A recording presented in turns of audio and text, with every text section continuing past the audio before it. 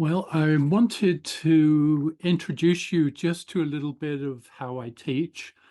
I have a course called The 12 Principles of Animation. And early on in the course, we've started this exercise called Bouncing Ball in Perspective. Now, I want to talk you through it, not so much how the students do the work, because what I'm going to show you is really me expressing myself further with it. Bouncing ball in perspective basically means that the ball is going to have 3 bounces and they're going to be in perspective, okay? So in other words, it starts bottom left, it bounces into the distance, then it bounces back to bottom right, and then it bounces back to bottom left, and then completes the cycle. And the cycle continues onward. So it's a looped action eventually. So this is really what I ended up with. Now, it's not for a film. It's not for anything special. It's not at a professional level that I would normally execute. But I wanted to do an exercise along with the students that they were doing a more basic version of it. But I wanted to do an exercise where I worked initially with the software we're using in class, which is Rough Animator, and see how far I could go with that, because I've never used it for a production. I've only used it for teaching, and it's a really good software package for teaching, at least on a hand-drawn 2D level, because it's just little over $6, and it works on all desktops, all platforms, phones, everything. And it's a universally valuable tool for anyone wanting to try out their animation. In fact, what I do, I never do a production on it, but when I've got a piece of animation in mind, I'll sit with my iPad and put Rough Animator on and work in it and rough up the action I want to do, work the timing out and everything. And then I'll go to my preferred method, which is pencil on paper. Pencil, paper, inking, scanning, and then finishing up in a computer. That's my preferred exercise. But I wanted to see with this exercise how far I could go with Rough Animator and where I'd need to step in with my own approaches. And I think you'll find it interesting, both the process I used and the conclusions I came to. Anyway, this is the basic action. It's kind of surreal. It's kind of weird. I use my Galumpa characters just as a foil for this. The main thing is the eyeball, which one of the big drawbacks of Rough Animator, in my opinion, is getting a very good, smooth, easy trace line if you're trying to clean up and finish. And you can see with the eyeball, there's all like quirky straight edges and corners and things like that. It doesn't have an easy way of tracing. It's not like a sophisticated Procreate tool or anything like that. It's purely an animation tool, and for that, it's fantastic. But I think I'm going to show up its limitations in terms of a finished production, at least at the level I work to. Anyway, here's the action. Surreal.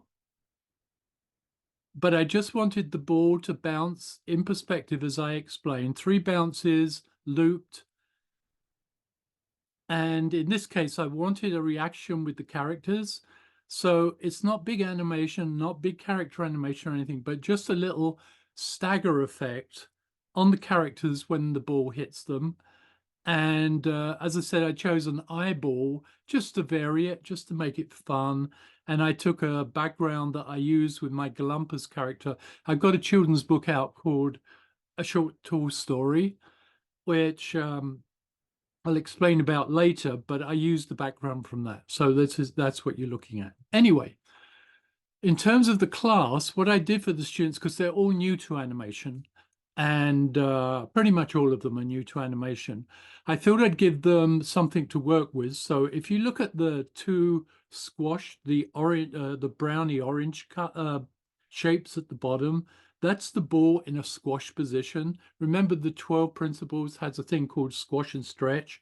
It also has things about timing, slowing in, slowing out, etc. All those are included in this exercise. And also principles of perspective. When something goes in the distance, it gets smaller. And when it comes forward, it gets larger, obviously. And so I did a little guide for my students so that they could basically trace the keys and the breakdown positions. So you'll see here, bottom left, bottom right, the brown shapes are the squashed ball positions. And then in the distance, number 21 is the squash ball position in perspective. In other words, very much smaller. And I put a kind of guide background on there, which helps the perspective. It's a basketball court, as you can see, and it just gives a sense of location for the whole thing to happen. And then I drew arcs, because arcs is a very important principle of action that the ball will follow. They're not perfect arcs, but they're good guidelines. And you'll see that the ball comes from number 1 position, bottom left, squashes, jumps up, and when it gets to the apex of the first arch going towards 21, number 11 is a perfect ball shape. The ball reverts to a force shape, and then it goes back to the squash position. Now, in between the one, we'll talk about this in a minute. When the in-betweens are in, we're going to use a stretch position as well. But at the moment, we're using squash positions and perfect round positions for the apex of the bounces. And you can see the 3 purple shapes there are the apex. And I've suggested charts to my students, if you look on the top left and right. When it goes to the apex, if you look at top left, from 1 to 11, there's more in-betweens going closer and closer to number 11. And then when it's 11 coming out, there's more in-betweens at the beginning, but less at the end, but none at the end after 19. Okay, and that's called slowing in and slowing out, decelerating and accelerating. So that's all part of the process. So basically, I gave each of the students that to work with. As I say, they imported it into Rough Animator.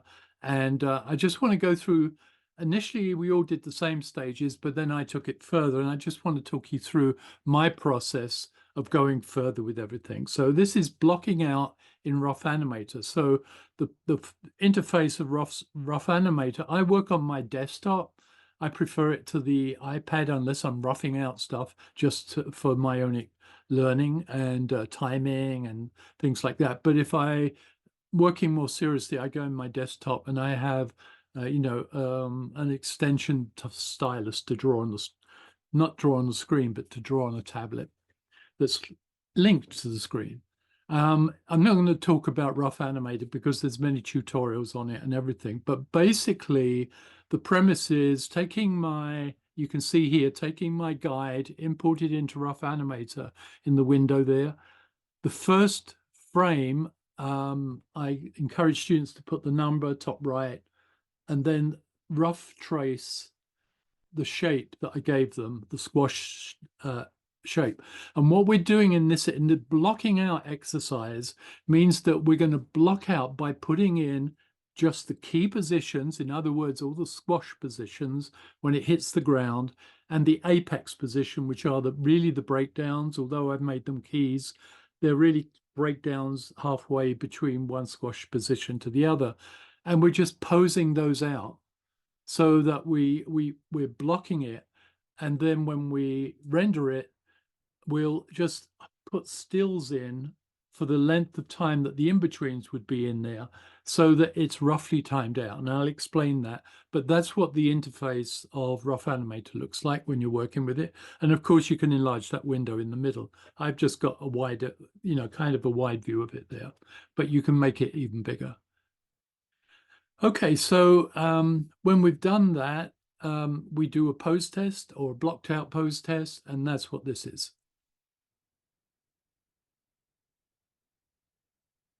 Now, those positionings of each of each drawing are timed out to the timing they will be when they're fully in between and fully moving.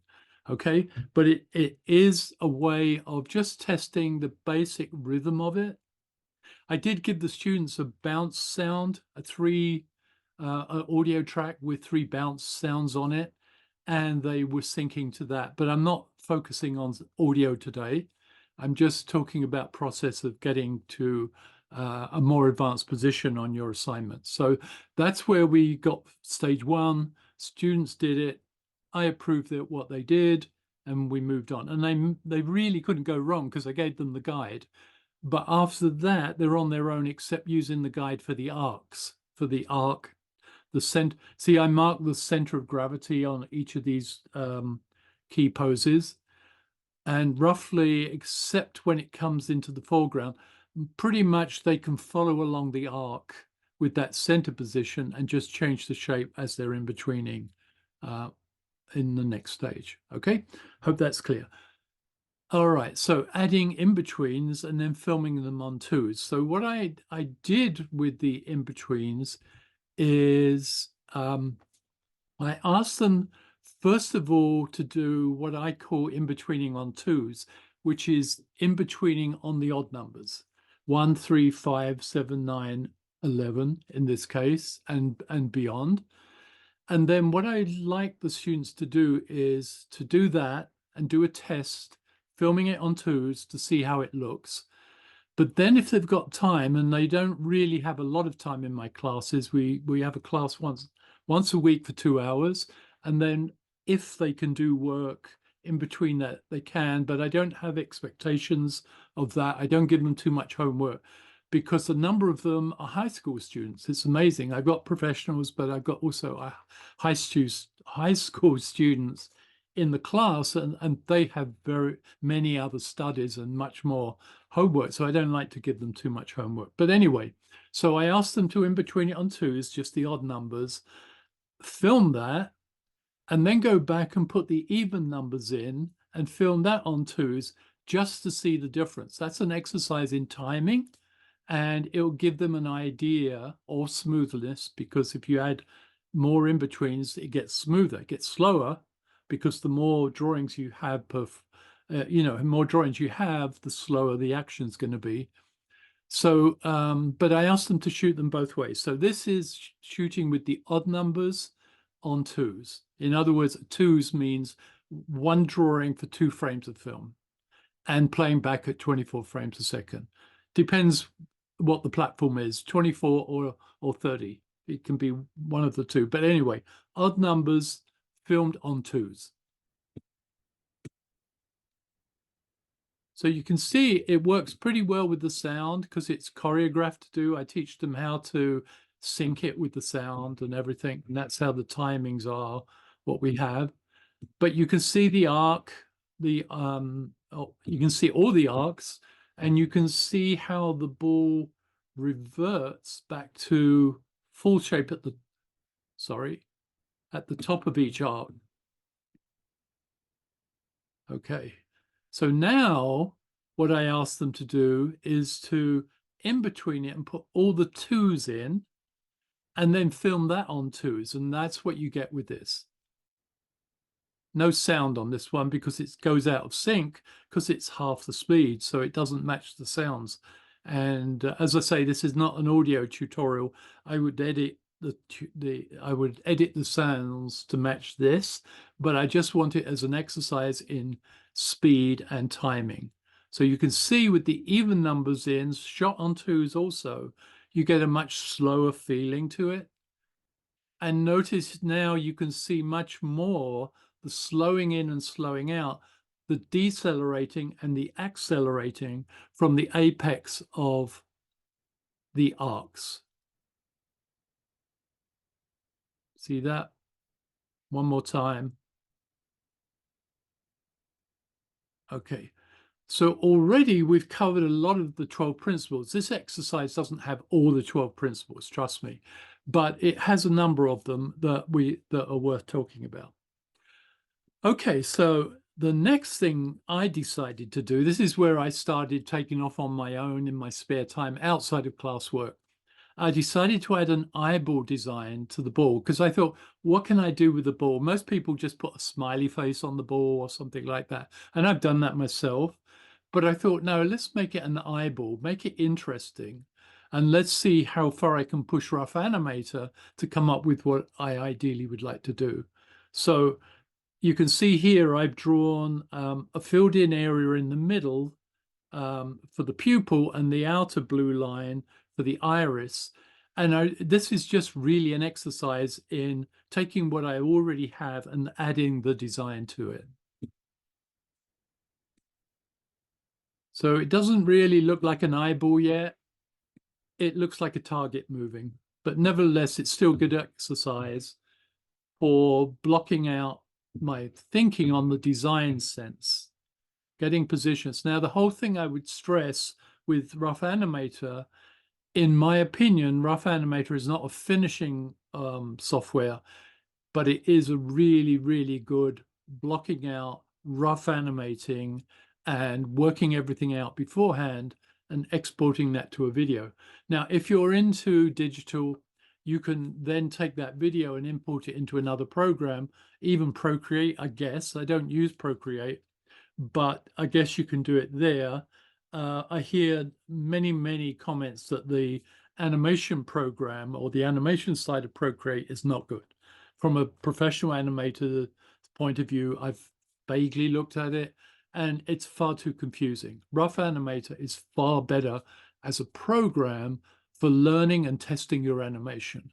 Finishing up, if you take it into Procreate with the brushes, coloring and brushes tools, yeah, I'm sure if you can make that work, it's going to look fantastic. But in terms of animation, not as far as I and other professionals consider. They got it wrong. But anyway, so I did the eyeball, and again, it's all roughed out. Just it's not the finished thing here. And then I added veins to the eyes. I thought, I want to see eyes with veins. See this? And again, I only roughed it in. These are not finished designs. I'm just positioning things. And in fact, when it's moving, it's going so fast, they kind of squirm around, even though I roughly followed them through. But here we go. So you can see I've got now a sense of veins in the eye. It's not quite an eye yet, but it's beginning to look a bit closer to an eye design, especially if you're an animator and you're working all hours and you get those veins in your eyes, as I often do. It's pretty authentic. Okay, so color the iris. I wanted to get a more sense of what are the shapes looking like. So again, we're working rough. So I colored the iris. Sorry, wrong one. There we go. Color the iris. So now, again, it looks a bit more like an eye.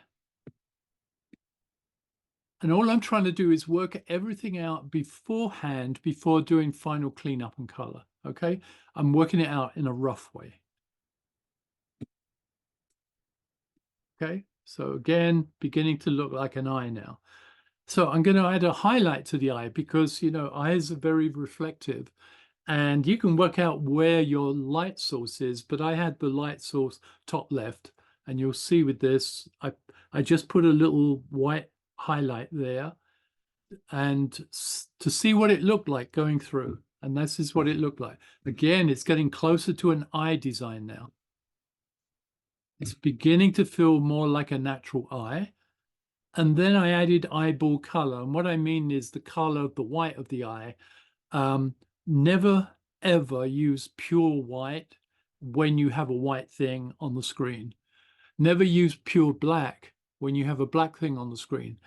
Everything you look, if you look around your room, wherever you look in your room, if you've got white surfaces, you're never seeing pure white. If you did, it would glare, it would stand out, and that's the same thing that happens on the screen. So you have to try and imply white on the screen, but not actually use pure white because it's too dazzling. Okay. And that's really true of eyeballs. How many times have you seen animated characters where the person coloring the eyes, whether it's 2D or 3D, they put white in the white of the eyes, and it's entirely glaring and it looks freaky. Okay, so you've got to learn to tone it down. And what I did, I gave it a very slight off-white, yellowish look to it. And that's what I mean by coloring the eyeball. Again, it just brings it nearer to a complete final eyeball design. Okay, and then add eyeball shadows. So you can see what I did. In the final analysis, the pupil is black, so you don't see that shadow. But with a blue pupil and that lavender iris, I put just very simple shapes there to suggest black or shadow. In fact, I did color these black, but in Rough Animator, it's very easy to put a percentage exposure so they're transparent to give them that grayish look, to give the other color a chance to come through a little bit. And that's what this looks like. Again, it's not significantly different, but it just nudges it forward into becoming more of a realistic eye. Okay, so then I thought, okay, so I've got the bouncing ball, the bouncing eyeball, but it's a bouncing ball. And what do I want to, what landscape, what world is it in? So then I was thinking, okay, let's go wacky. Let's bring in my Galumpa characters. Let's put the in a landscape just to give it a sense of setting. And this was, again, it's a very rough sketch. It's not a finished background. So there's what I did. I put one Galumpa standing in the distance looking at us, one on the left, one on the right. And the idea is the ball bounces on their head. It's very surreal. I know it's very surreal. And I don't know why I did it, but I thought I'd have fun with it. And that's what I did. So just dropping in a background design just to give it a sense of place, space and place, it helps. Okay. And it just takes it to another place, you know, clearly it's another place. It just takes it to another level. And so I thought, okay, I kind of like this. It's kind of wacky, kind of surreal, but I'm going to keep going. So then I got to my problems with Rough Animator, work in progress stages, cleanup of the eye. So I tried to clean this eye up using, I got very controlled hand. I worked like over 50 years drawing very detailed drawings on paper for animation that's been very detailed and complex and everything. So I have a very controlled hand. I couldn't get controlled lines on it. I could not. I was working on my my Intuos tablet, and yes, if I was on a Cintiq, it would have been better. But I don't like Cintiqs. I've got one. I've actually got two. One broke down. I got another one, but I've never really taken to it. And because I'm always working in a rough world with Rough Animator, I've never needed it, but for this exercise, I wanted to push it and see how close I could get. But you can see from the outline of the ball, the eyeball, the pupil and the iris, it's all lumpy and bumpy. And I really tried my hardest to get a perfect thing. There's no rotation. The beautiful thing about traditional animation on an animation light box is when you're drawing shapes and curves, especially, you can rotate the disc on which your drawing is, and you can rotate it around and get a perfect smooth curve from whatever direction because you're rotating your drawing all the time. You can't do that with a tablet. You can move the tablet around, but it's not the same thing. And you've got the you know, the stylus pen and the slidey plastic surface. It just doesn't lend itself. You get little, it breaks and jumps, and that's where you get sharp edges. So Rough Animator, 10 out of 10 for everything up to this point, and at this point now, 4 out of 10 from my perspective. But I wanted to take it to the end, so I did the whole thing in color, and this is what I did. So you can see it's got a realistic feel, but it's a bit jittery. I don't know if you see it, but I see it. It's very jittery, and that's because I couldn't control my cleanup drawing to any great extent. But nevertheless, it's an eyeball. And for this exercise, this is not a professional exercise. It's not working for a client. It's not working to a budget, and it's going to be on a movie screen or anything. It's good enough for the exercise, and I took it this far. But I decided I can't work any further in Rough Animator if I'm going to do more clean and finished work. So the next thing I did was animate the background character, the three background characters on paper using my traditional technique. And this is my light box. You can see the drawing is on pegs for registration pegs, and it's on a disc, a Perspex disc, which can be rotated and everything. But basically, I went back old school because I've got much more control. And you can see I work rough when I'm pencil drawing. This is very rough pencil drawing, but this gets you to a position, or gets me to a position where I've got much more control over what I'm doing. Okay, so what were the outcomes of that? Well, I did the pencil drawing. I scanned my drawings into my computer and just quickly put it together as a test. So this is the galumpa in the distance looking at us. This is the two in the near foreground. And the shudder, the stagger, is where they get hit. But I put them both on the same sheet of paper to save, I like to preserve and recycle as much as I can, and that includes animation paper. So I put these two drawings on the same layer, although they aren't on the same layer in the final thing, but I could get them on the same layer. And just let me go back to the single galumpa. So basically, if I can scrub this, I don't know if I can scrub this. No, I can't. Unfortunately, I can't. Zoom won't let me scrub it. But basically what I'm doing, if you can see me in the little corner of the screen, basically the character's standing there. When the ball hits it, it gets squashed down to the right.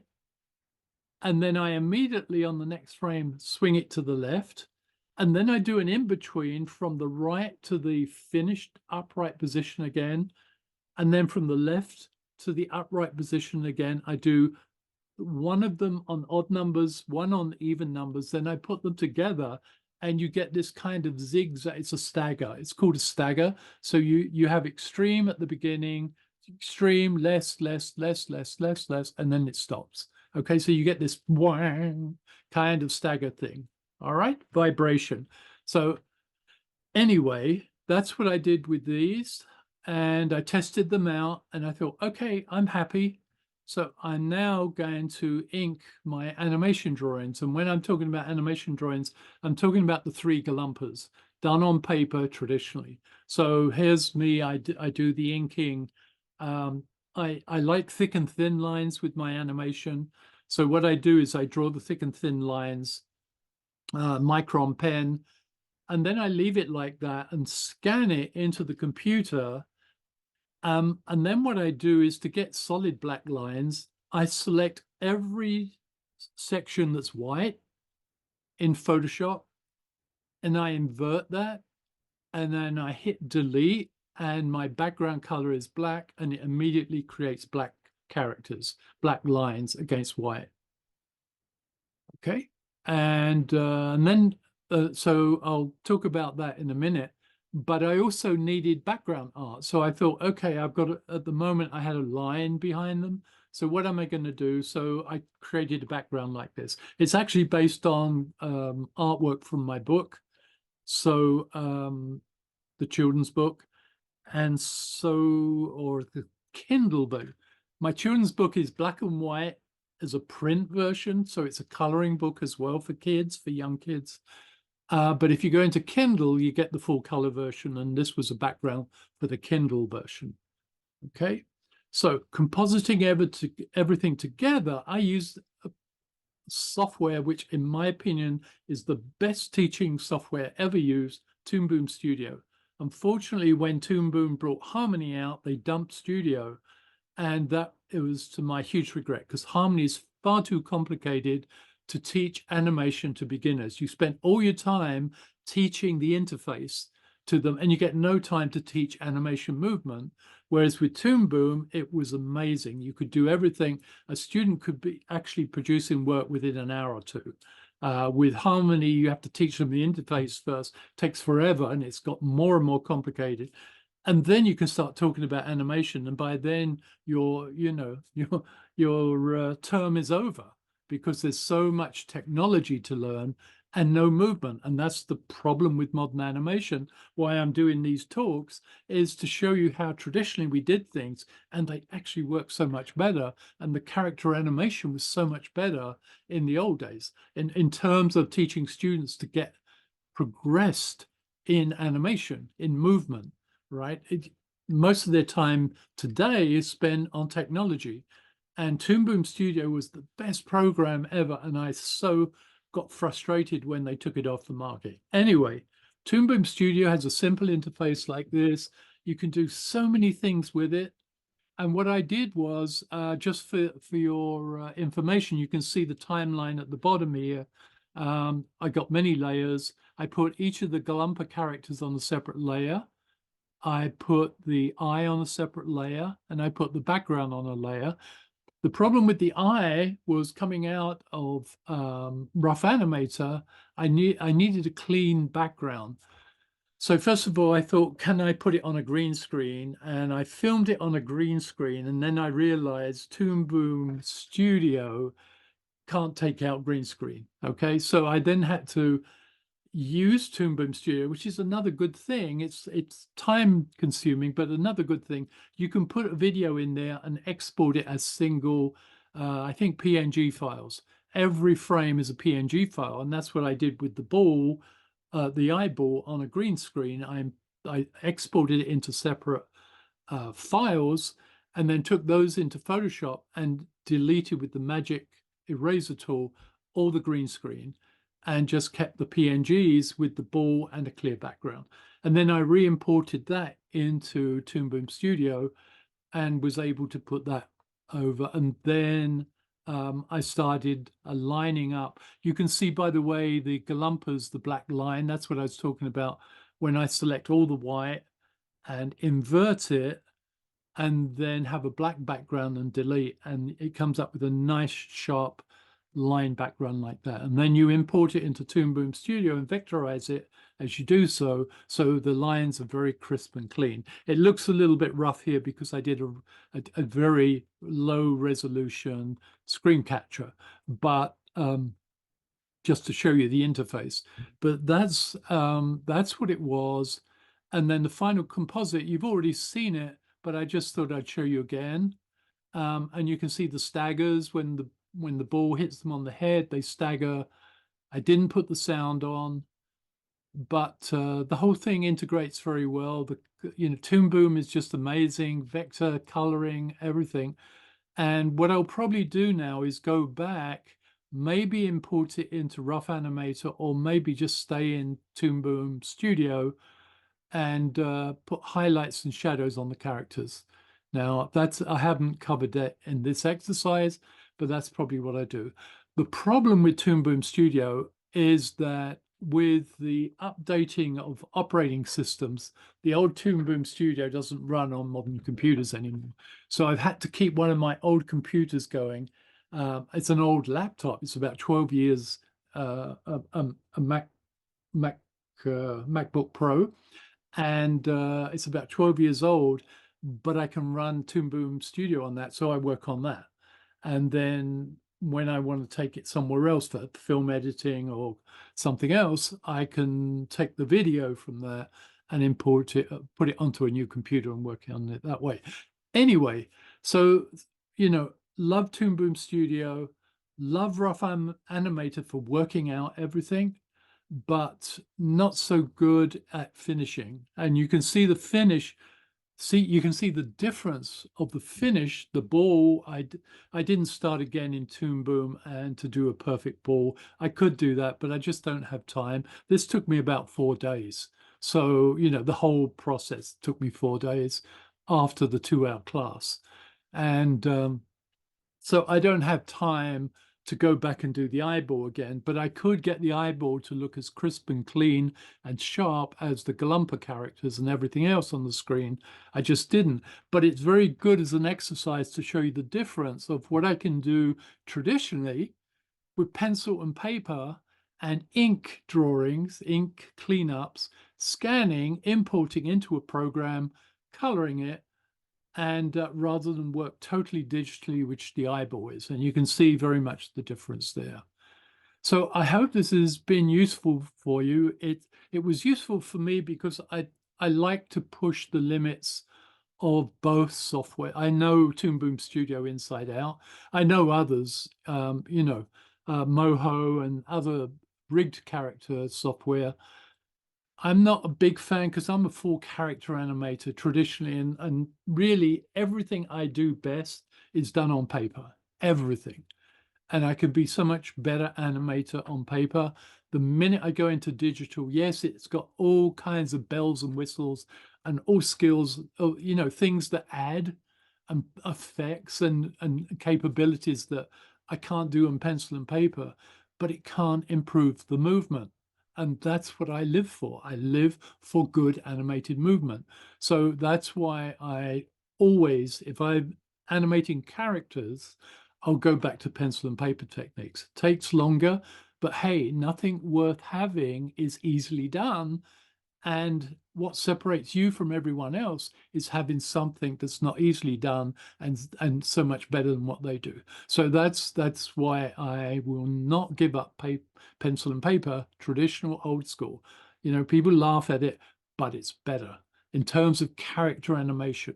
In terms of finish, yeah, new software is so much better in many ways. But anyway, and if you're interested in my short tool story book, I did a little promo video again just to try out Toon Boom Studio with it. And this is what I did. I first wrote a short tool story for my very young daughters many years ago. Yet so busy was I at the time that I just couldn't finish it. However, now, over 50 years later, and with much more time on my hands, I'm finally publishing it for my great-grandkids instead. I like to think it has a valuable message for them, and for your kids too. Available via Amazon and Kindle.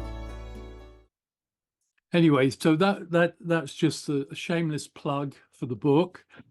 And but the animation you saw in it's very simple. It was repeat cycle. I couldn't afford time to do anything more adventurous. But the repeat cycle, again, I did it on pencil animation, inked it, imported it into Toon Boom Studio, and did all the finishing in Toon Boom.